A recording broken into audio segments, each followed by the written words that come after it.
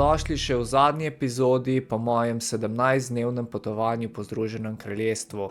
Moje ime je Mitja. Najprej bomo pogledali kratek povzetek vseh 17 dni potovanja. Na koncu pa bom iz letališča Manchester poletel proti letališču Zagreb in končal to potovanje. Najprej sem obiskal Anglijo v epizodah med 1 in 4.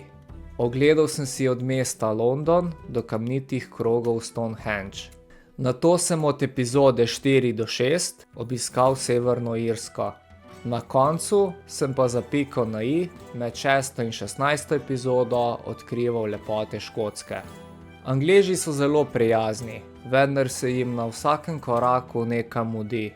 Severni Irci se radi pohecajo, vendar ratejo smrtno resni, če beseda nanese na protestante in katolike. Škoti pa so poseben narod, seveda v dobrem smislu, kot da pri njih teče čas drugače kot na preostalem britanskem otočju. V 17 dnevih sem prehodil 210 km. Povprečje je bilo 12 km na dan. Največ sem prehodil 31 km po Orkneyju, 26 km do Old Man of Stora ter 23 km do gore Ben Nevis. Malo več kot 3400 km je bilo potovanje z javnim prevozom ter več kot 3700 km vožnje s 4 letali. Zapravil sem malo nad 3000 evri.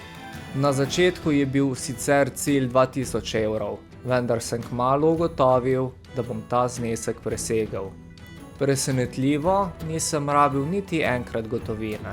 Vse sem plačal preko telefona oziroma Google Paya. Za nastanitve sem v povprečju zapravil malo več kot 70 evrov na dan. Najdražje prenočišče je bilo na otoku Isle of Lewis. Za oglede sem dal 33 evrov na dan.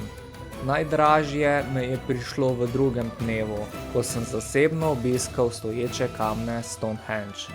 Za hrano sem zapravil 400 evrov oziroma 23 evrov na dan. Najdražji obrok me je prišel, ko sem prišel v Edinburgh. Tam sem si privoščil orang večerjo po 4 dnevih sendvičev. Za prevoze z letali, avtobusi in vlaki sem zapravil okrog 43 evrov na dan. Najdražje me je prišlo 6. dan, ko sem z letalom odpotoval iz Belfasta v Glasgow in nato z vlakom v Thurso. Potovanje se je vrtelo okrog 2 tem. Ena o Henryju VIII in raziskovanju, kako je ena njegova odločitev vplivala na celotno britansko otočje, ter so posledice tega dejanja vidne še danes, po 500 letih. Odločitev, da se Henry hoče poročiti z Anne Boleyn in da je za dosego tega šel skozi trupla, je povzročilo prekinitev stikov z Rimom in ustanovitev anglikanske protestantske cerkve. Velika posledica pa je bila, da se je s tem prebivalstvo razdelilo med protestante in katolike. Ni pomagalo niti to, da so Henryjevi otroci imeli različno vero. Niso zastonj protestanti na primer klicali enega od otrok Bloody Mary. Anglija je čez stoletja postala skoraj čisto protestantska, kar pa ne velja za Severno Irsko. Tam je še vedno status quo. Razklanost med prvotnimi prebivalci, ki se imajo za katolike, in protestantskimi priseljenci iz Anglije, se kar ne neha. Škotska je boj med protestanti in katoliki najbolj občutila v 18. stoletju, v obdobju Jakobitov. Prav tako delitev je občutila tudi kraljica Mary, Queen of Scots. Sem pa prepričan, da nekaj zagotovo drži. Tudi če Henry ne bi ustanovil anglikanske cerkve, bi ljudje našli drugo delitev, ki bi razruževala ljudstvo. Vsi ljudje imamo svoja prepričanja, ampak ljudje bi rabili spoštovati druge, čeprav mogoče razmišljajo drugače. Ko nekoga omejuješ, mu nekaj prepoveduješ, ker ne razmišlja enako kot ti, potem to vodi v to, kot so bile napetosti med protestanti in katoliki na britanskem otočju. Zgodovina se ponavlja, ampak le od nas je odvisno, ali bomo ali ne bomo naredili enake napake, kot so jih ljudje pred nami. Čarobna palica je v naših rokah. Druga tema pa je bila povezava otočja z ozvezdjem Oriona. V mnogih različnih zgodbah in krajih sem našel zanimive povezave od Orionovega pasu do Osirisa, ki je po legendah zelo povezan z Orionom. Našel sem zanimive podatke, ki kažejo, da smo imeli civilizacijo več kot 10.000 let nazaj. Našel in povedal sem vam kar nekaj člankov in zgodb, ki si nasprotujejo uradni zgodovini. Ali je v tem kaj resnice ali ne, prepuščam vam, poslušalcem. Nisem bil tukaj, da vsiljujem nekaj, ampak da sem vam povedal zgodbe iz različnih zornih kotov in virov. Na vas pa je, da si ustvarite svoje mišljenje o določeni stvari. Zgodovino pišejo zmagovalci, vendar zagotovo obstaja drugačna zgodovina in zgodbe poražencev, ki so bili utišani.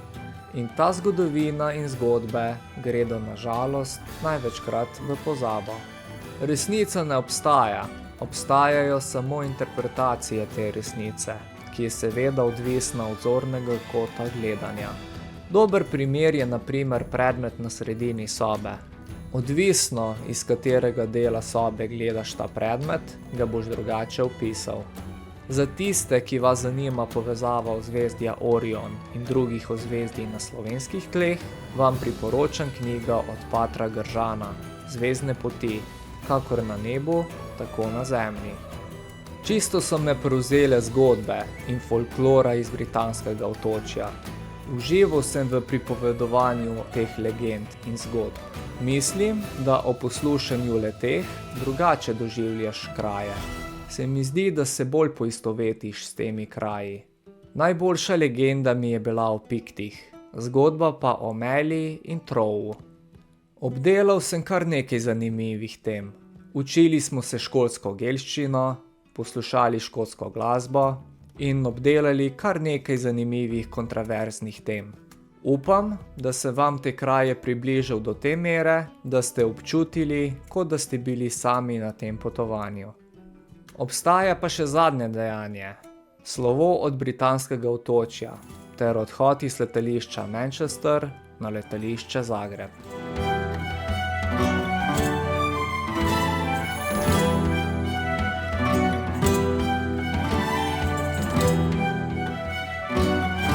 To refrain from queuing, press the goal within the panel above your head, and the cabin crew will assist you.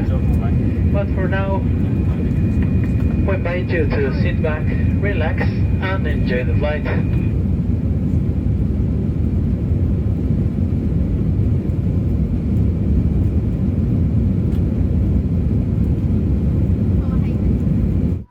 Hvala, ker ste me poslušali.